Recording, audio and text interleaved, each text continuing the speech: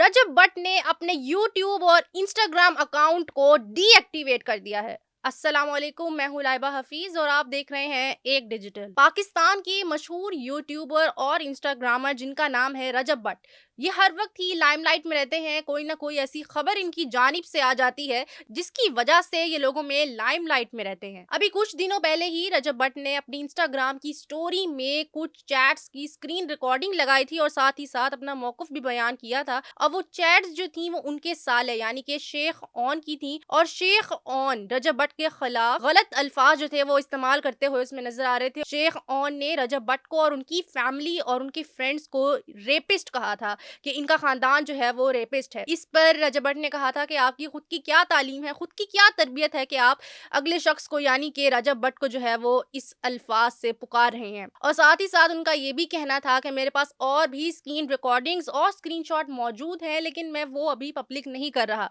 और उन्होंने साथ ये भी एक बात कही थी कि मुझे नहीं पता कि मेरी शादी अब ईमान के साथ चल पाएगी या नहीं, अगर चलेगी भी तो अल्लाह की रजा से। नाजरीन, अगर देखा जाए तो रजब भट्ट पे जैसे ही केसेस पिछले अरसे पे चले थे तो वो बाहर के मुल्क फरार हो गए थे और उनकी बेगम जो थी वो पाकिस्तान में मौजूद थी और वो उनका इंतजार कर रही थी यानी कि उनके साथ लॉयल थी। जैसा कि डक्की भाई के केस में हुआ था कि अरूब जतोई जो है वो अपने हस्बैंड के साथ हर टाइम जो है वो शाना बशाना खड़ी रही और उनके साथ बहुत लॉयल रही, जिसको डकी बाई खुद भी इस बात को मानते हैं और अपनी बेगम को सराहते हैं।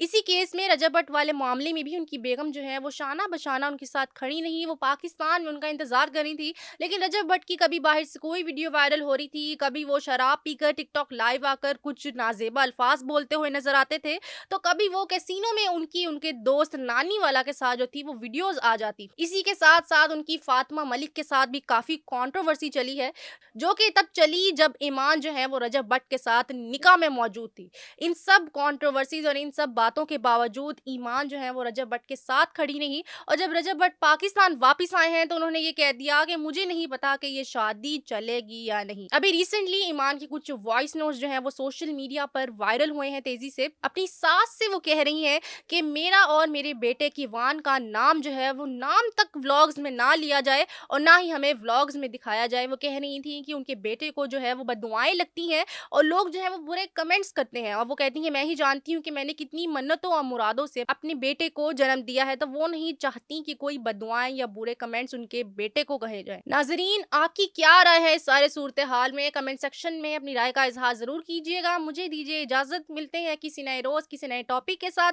तब तक के लिए अल्लाह हाफिज।